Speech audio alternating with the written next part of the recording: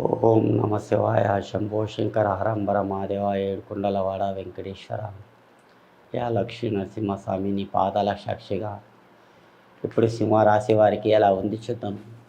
దమ్మ సింహరాశి వారికి ఎలా ఉంది చూద్దాం. సింహరాశి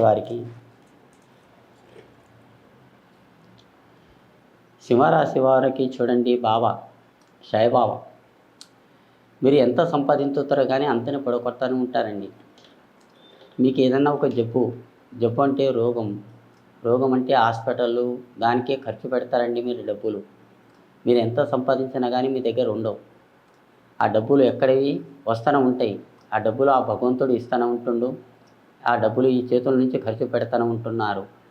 హెల్త్ ప్రాబ్లం, ఆరోగ్యం దెబ్బ, ప్రాణానికి నష్టం, లేనిపోని రోగాలు, రేపు వచ్చిన షుగర్సు, బీమార్సులు అలాంటి రోగాలకి దానికి మీరు ఆ డబ్బులు ఖర్చు పెడతానే ఉంటారండి. ఇప్పుడన్నా మంచిగా ఉంటామా అన్నట్టు మీ కోరికలు ఉన్నాయి కానీ మంచిగా ఉంటున్నాయి. ఒకసారి చిలుకూరు బాలాజీ టెంపుల్కి వెళ్ళారండి. ఆ బాలాజీ స్వామి దయ వలన కళ్ళు మూయకుండా 5 చుట్టులు మీరు తిరిగారనుకోండి, మీకు ఉన్న దళితులు మొత్తం దూరం అయిపోతుందండి. కానీ మీ అదృష్టం రేఖాటంలో కానీ, శేష పనుల్లో కానీ, మీ అనుకున్న పనుల్లో కానీ, మీ భార్యాభర్తల కిరికిరి, భార్యాభర్తల చికాకులు ఏమన్నా వచ్చినా కానీ అవి దూరం అయిపోతాయండి. మా మధ్యన మీ అసంటోళ్ళు మా అసంటోళ్ళు మస్తు మంది పుల్లలు పెట్టాలని చూస్తారండి. సంసారంలో కానీ, భార్యాభర్తలో కానీ సంసారంలో పుల్లలు పెట్టాలని మస్తు మంది చూస్తారండి. ఆ దళిద్రం కూడా వెళ్ళిపోతుంది. మీ అనుకున్న పనులు మీకు బాగా జరుగుతున్నాయండి. కానీ కోరిక రేఖాటంలో కానీ, శేష పనుల్లో కానీ మీకు మంచి గడియలు ఉన్నాయి. ఆ భగవంతుని దయ వల్ల తప్పకుండా కాపాడుకుంటారు.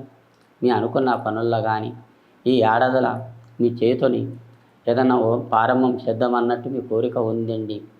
కానీ మీ అదృష్టం రేఖాటంలో మీకు తాగుడు అంటే మందు అంటే చాలా కొద్ది దూరం ఉండాలండి. ప్రాణానికి చాలా నష్టం అవుతుంది.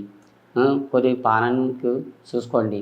ఏమంటే చిన్న పిల్లలు ఉన్నారు, అది ఉంటారు. మీ భార్య ఆగమైపోతుంది, నీ పిల్లలు ఆగమైపోతారు. ఆ భగవంతుని దయ వల్ల అలాంటి లెక్కలు ఏం లేవండి. ఆ శివుడు మీకు తప్పకుండా కాపాడతాడు. జై శ్రీరామ్.